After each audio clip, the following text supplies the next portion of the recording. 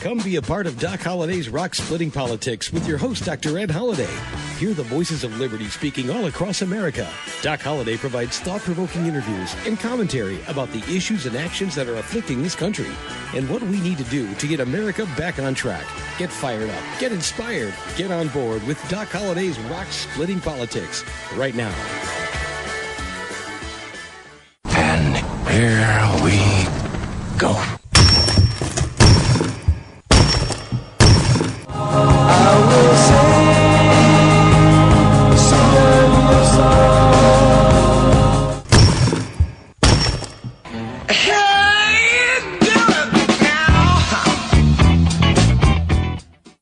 And once again, it's the sound of rock cracking, and this is Doc Holliday's Rock Splitting Politics. You're listening to us on webtalkradio.net. That's webtalkradio.net. And hey, this is a special program because it's the 10th anniversary of the Tea Party movement here in the United States of America. And what has happened?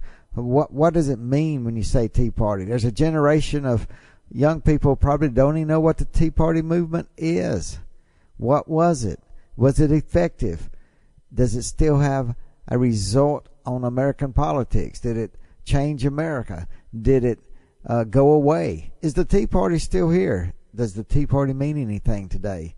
These are questions we're going to talk about right here on Doc Holliday's Rock Splitting Politics. So glad to have you because this is a special edition of Doc Holliday's Rock Splitting Politics. And the very fact that you're listening to my voice is because of the Tea Party movement. Back in 2009, Brad Saw of Web Talk Radio gave me a call and said, why don't you do a radio show? We need internet radio. It's successful.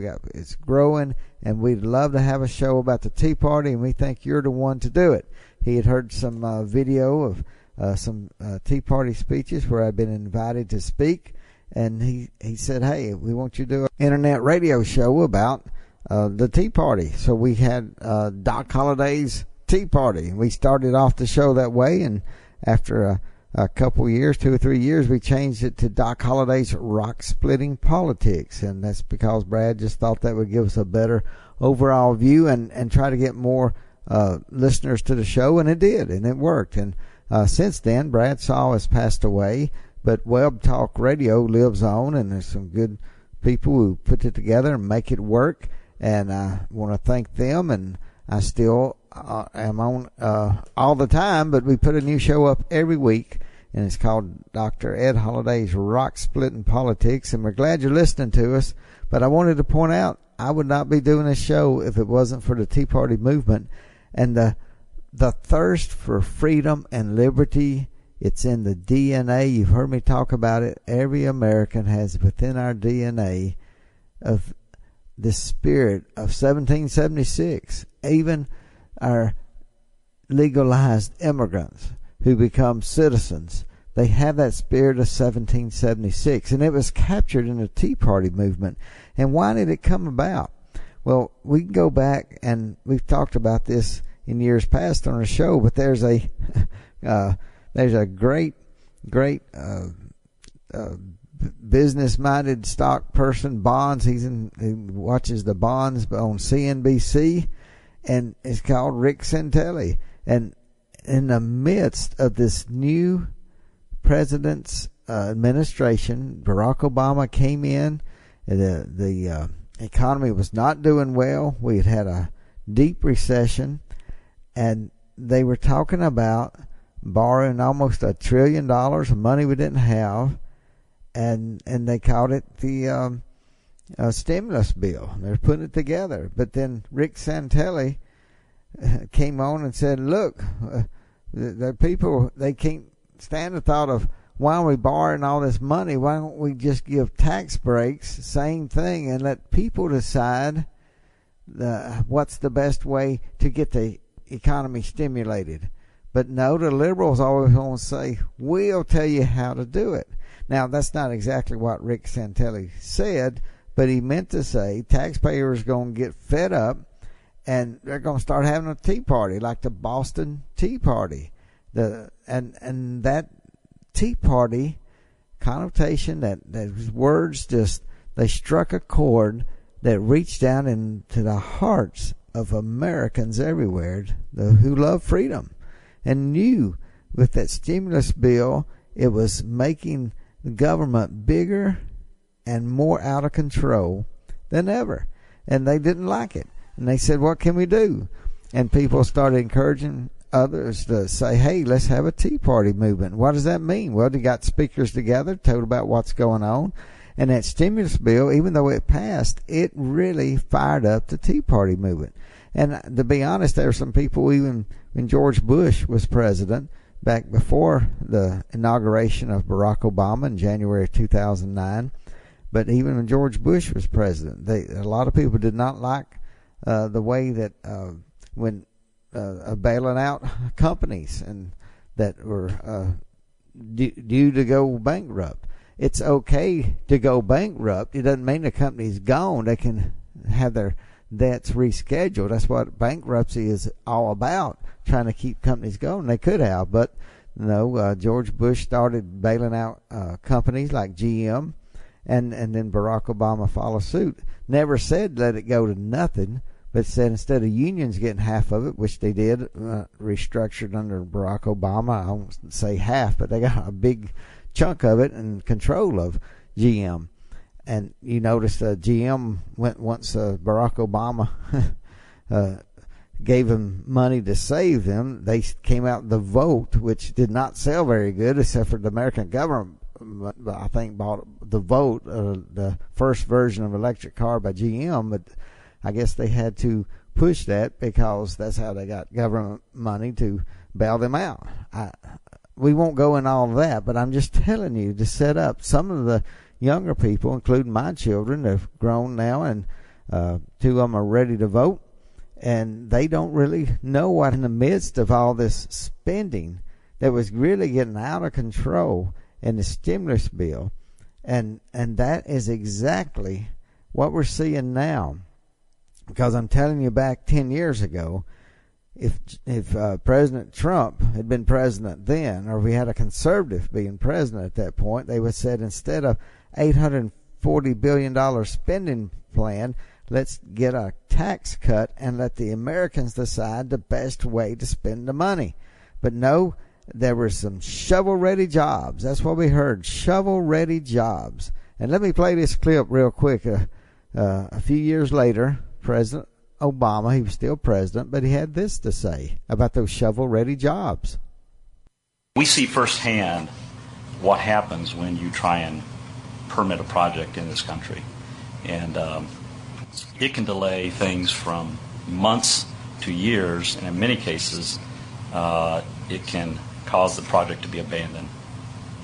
I'm sure that when you implemented the Recovery Act, your staff briefed you on many of the challenges of the permitting process and the impact on putting Americans back to work. And that's exactly what we see in American business as well. Shovel-ready was not as shovel-ready as we expected. Well, there he was, President Barack Obama, just a few years later, after saying we had to get this $840 billion stimulus bill passed, started laughing about it. He just laughed about it because he knew good and well the jobs weren't ready and the money didn't go in the shovel-ready jobs. They gave it all kind of groups and things that, now some of them were good, some of them went to education, but so much of it, where did it go? Where did it stimulate the economy? It didn't. That's why we languished. The economy came back slowly, very slowly, slower than any economy since World War II, and the ups and downs of recessions. We had the poorest recovery. And the fact that Barack Obama got reelected in 2012 was really just on the strength of Bill Clinton and poor candidacy of Mitt Romney. And that's, if Romney had been a stronger candidate, he probably would have won in 2012.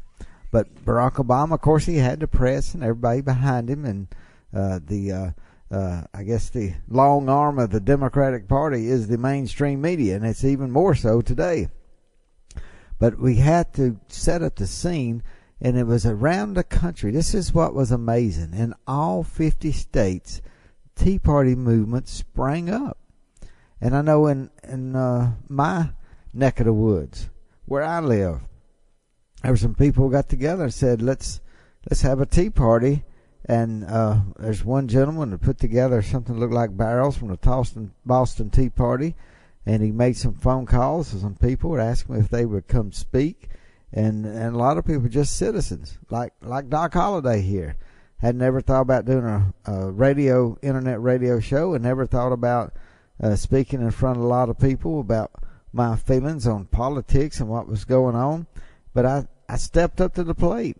And one of the speeches I gave, you can hear on my website, docholiday.org. I put it up there. It's from 2009. There's a Tea Party speech, and people said, well, Doc Holliday, you're fired up. Well, it was dangerous then when you saw the liberals taking over the entire government. This is what was so scary, because not only was President Barack Obama the most liberal president we had ever elected in my lifetime, but also there was a filibuster-proof Senate. And part of that's because of some shenanigans by the Democrats, and they got so close they had 59, needed one more Senate seat, and there was a almost like a tie in Minnesota where the Republican was actually ahead, but somehow they found some Democratic ballots that had not been counted, and that put Senator Al Franken in charge, and that was an election that gave the Democrats a filibuster-proof Senate. And then they had the House of Representatives. Nancy Pelosi was the Speaker of the House then in 2008, and after the 2008 election, I should say. And the Democrats at that point could do anything they wanted. There was no way the Republicans could stop them, and they could do any immigration reform they wanted. They could make everybody a citizen if they wanted to. I'm talking about illegal immigrants. They had the power to do anything they wanted. The Republicans could not stop them. There was a filibuster-proof Senate and a strong majority in the House of Representatives, and Barack Obama was president. So that's why they did. They worked on Obamacare, and it really they struggled to get something put together. And then when they finally did, it's what gave fuel to the Tea Party movement, because it was so detrimental to health care, so detrimental to the American spirit of capitalism. It's like the government taking over, even though they left it into the private insurers to help do it. To do the Obamacare, they structured it so basically it was just like a huge tax raise. When you see your premiums go up, they blame it on the insurance companies, but no, it's because everybody's forced into this situation where the government controlling health care. And again, that was a huge part fueling this Tea Party movement. Like I said, they were different groups in all 50 states, and people would say, well, how do we form a Tea Party movement? And when people wanted to, they could get together and found out more people would come, and more people would listen to what was going on. People who had never got involved with politics before were getting involved with politics, and the Tea Party movement took on a life of its own, surprised everybody, and this is what made it so different. This is what I want to tell you. What made the Tea Party different was there was no one leader. There was no one leading group. There were some national type groups trying to nationalize the Tea Party Patriots, the Tea Party Express, different organizations that tried to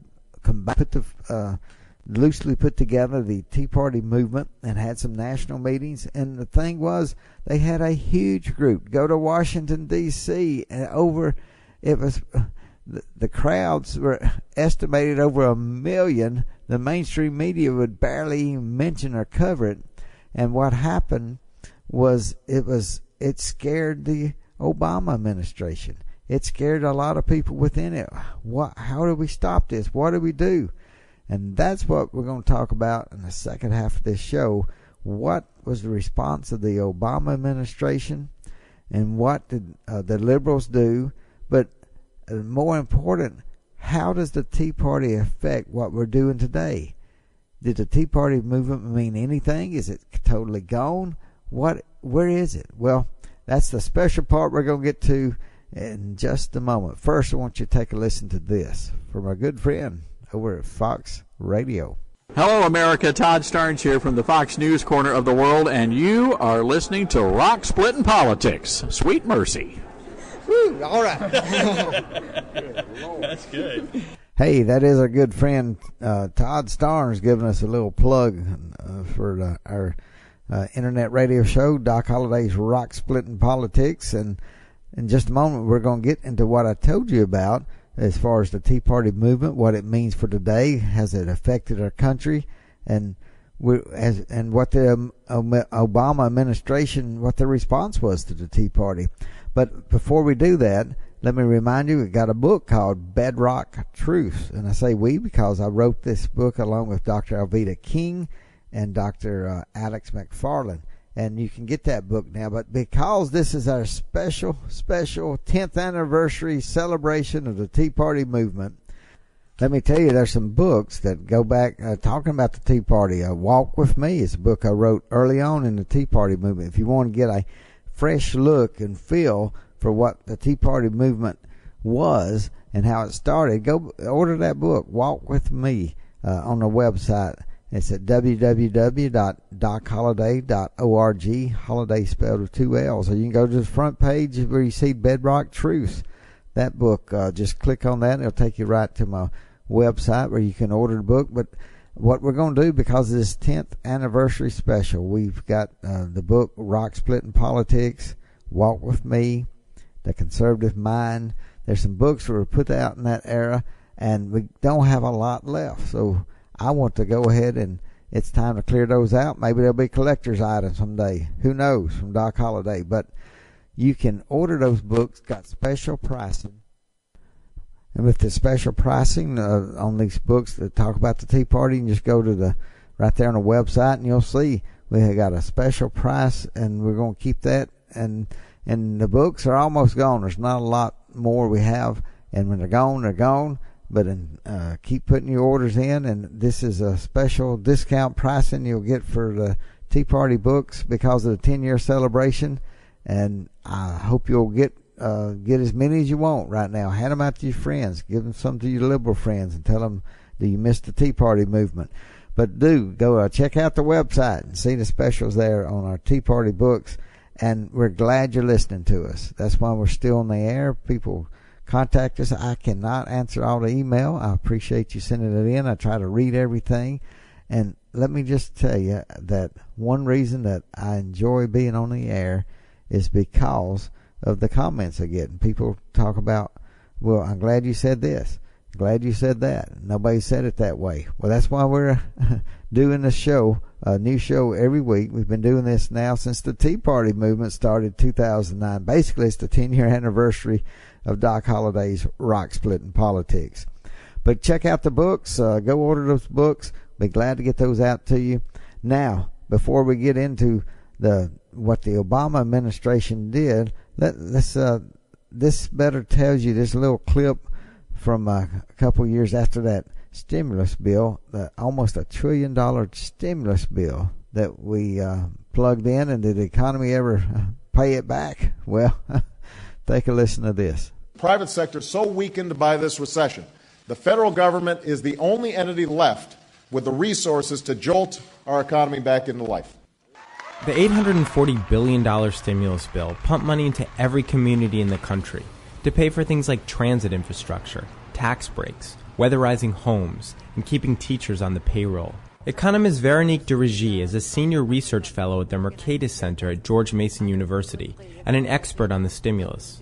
The administration said that unemployment would reach likely 8.8% without the stimulus, but that with the stimulus it would never reach that level, and in fact it would start going down really quickly. The reality is that actually it's gone way past the 8.8% and it's hovered above 9% for the last 2 years. Reason TV did a case study looking at how the stimulus money was spent in one community in Obama's backyard, the town of Silver Spring, Maryland, a commuter suburb of Washington, D.C. Even if you were to believe that government spending can trigger economic growth, the money is never spent in a way that is consistent with the condition laid out by the Keynesian for it to be efficient. Nearly 400,000 men and women will go to work rebuilding our crumbling roads and bridges, repairing our faulty dams and levees, bringing critical broadband connections to businesses and homes in nearly every community in America. In fact, the U.S. construction industry shed about 1 million jobs in the year after the stimulus was passed, and 2.5 years later, the industry still hasn't recovered. Maryland's specialty trade construction industry, which handles big infrastructure projects, has shed about 8,000 jobs since the stimulus was passed. Meanwhile, stimulus money has steadily paid the salaries of only 600 construction workers in Maryland since the middle of 2009. So why did the stimulus create so few construction jobs? For one thing, many of the projects paid for by the stimulus would have happened anyway.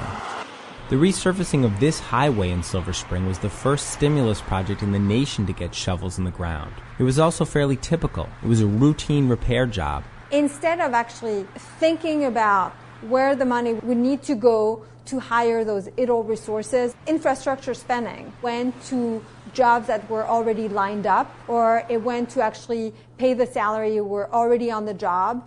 But Maryland got $771 million stimulus dollars for transit infrastructure projects. So why didn't all that extra money have a bigger effect on the economy? Well, Maryland Governor Martin O'Malley cut infrastructure spending more than enough to offset any gains from the stimulus. See, before the stimulus, Maryland's Transportation Trust Fund paid for highway repairs by collecting a special gas tax and other user fees. After the stimulus money was available, Governor O'Malley raided the fund to the tune of $861 million over the next 3 years to pay for things that have nothing to do with infrastructure. Even if you account for the stimulus money, which totaled $771 million, state funding for transit infrastructure still saw a net decrease of $90 million after the stimulus was passed.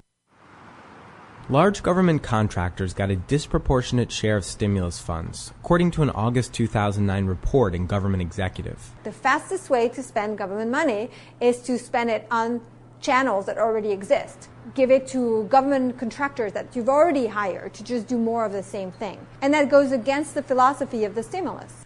Yes, that goes against the philosophy of the stimulus package that was passed in 2009. But it does not go against the philosophy of the spending liberal, the leftist, the socialist Democrats, however you want to call this movement that is far more to the left than it ever was 10, 15, 20 years ago. And it's dangerous now. And yes, I use that word dangerous because they do not understand. This is the difference between the stimulus package of almost $1 trillion and the Trump tax cuts. The tax cuts helped business all around the country. We can't tell you how many ways. Each business uniquely used the tax cuts to see the best way to improve their business. And what's the result? Well, we just heard the GDP numbers surprise the socks off everybody, hitting 3.2% for the first quarter of 2019. Some people call it the Goldilocks economy because the inflation is down, unemployment is down, the lowest it's been in 49 years, 3.6%, and then we have inflation is down, and we have people working and spending money. It's the best of all worlds almost, and it just rocked the socks off of economists. No one expected 3.2% in 2019's first quarter, and it's scaring the Democrats, and it should, because I want to tell you that's the difference between the stimulus bill of 2009, which was heavily leaned on liberal philosophy, and the conservative tax cuts of Donald Trump.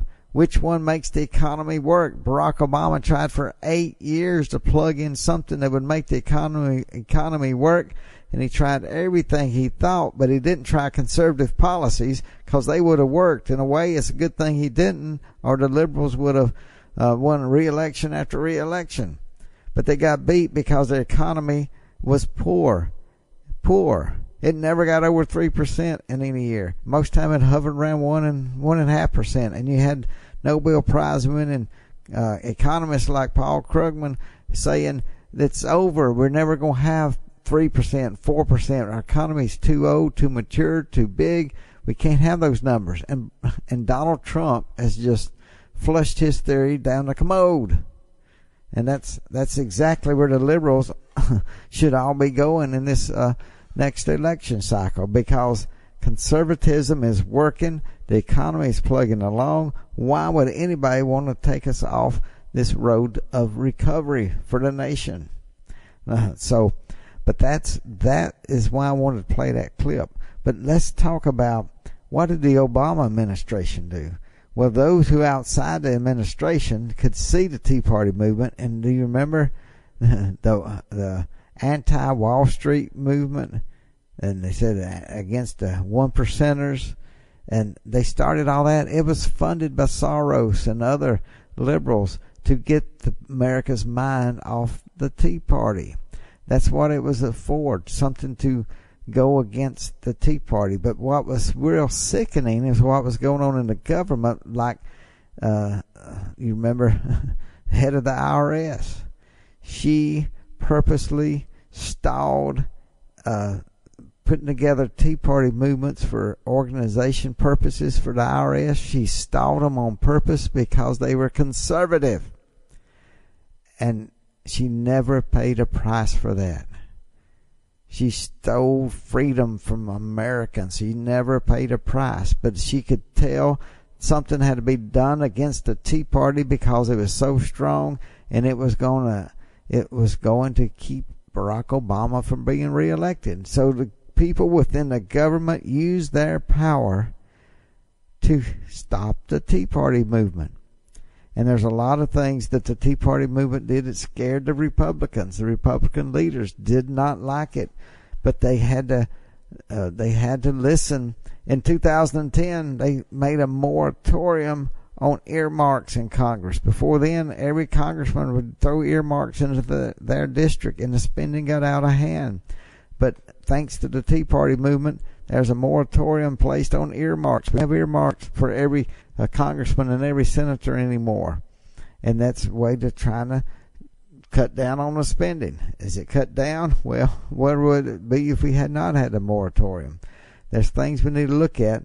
But the Obama administration and people within the government hated the Tea Party movement because it was from the people, and it challenged the elite's idea of we know what to do. Why did that challenge bother the elites? Because they knew people were out there who wanted something different. And what happens in 2016?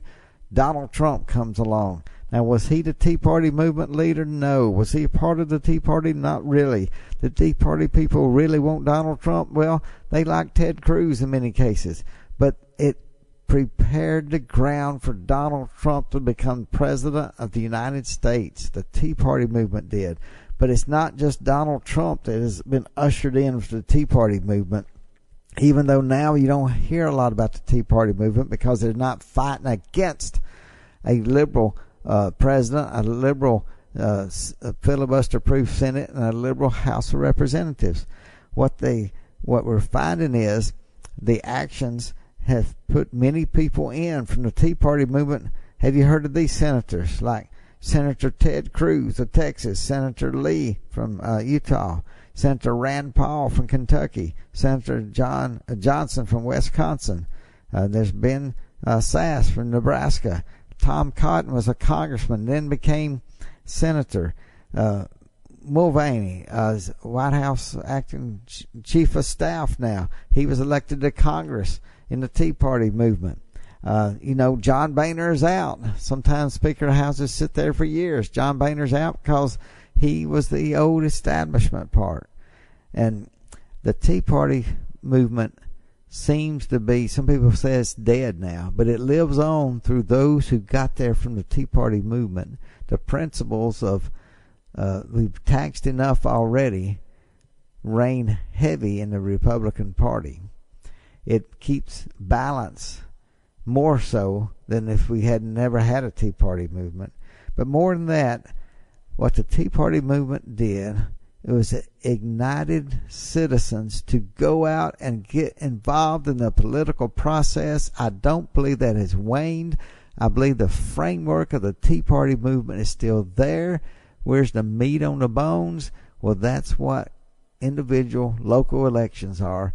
The framework for freedom is what the Tea Party movement was, is, and will continue to be, as freedom-loving Americans who love liberty will get out, get off the couches, go out, support candidates that want to make America freer and give us more liberty. And that's what this radio show does. That's what Doc Holliday's Rock Splitting Politics is about. Is everything perfect? Will everything ever be perfect? No. Will we agree on all things? No. But this is what we can agree on.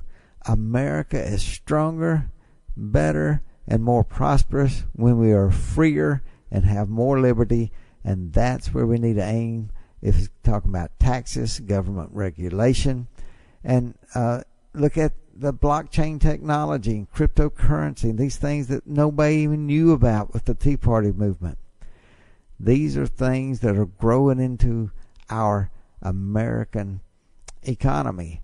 And what the Tea Party movement does is allow freedom-loving Americans an opportunity and a desire and a go get them spirit of 1776 to get involved. And don't get tired. Nobody's going to ever win everything and be everything the way they want it. It's a journey. That's what I've understood about the Tea Party movement. People go, it's dead, it's gone, we can't have a rally anymore. No, that's not right. The Tea Party movement is a journey. Sometimes we'll have to work together harder. Sometimes we'll find different candidates, may even be opposed on different candidates who you should support. But the thing is, you need to be out there in the trenches, moving the political football toward what the founders wanted us to have, a prosperous, wonderful country that we can live in and be proud of and lift up those who need help, but let them understand any help from the left is not help at all. It's a dungeon. It's a prison that leads to socialism and communism. Is not the direction America has in their DNA. The Tea Party movement sprung up because we saw freedoms being diminished, and the Tea Party lives on through the activism of each and every freedom-loving American. That's our take on the 10-year anniversary of the Tea Party. I'm glad it happened. Glad we're here today. And we're going to be here to make America not only great again, but the best it's ever been. God bless you. See you next week with another show of Rock Splitting Politics. Thanks for joining us today, and remember to listen again next week for another edition of Doc Holliday's Rock Splitting Politics. You can order Ed's new book, Bedrock Truths, by clicking on the book cover right in front of you on the screen, or visit DocHolliday.org. Thanks for listening, and we'll see you again next week.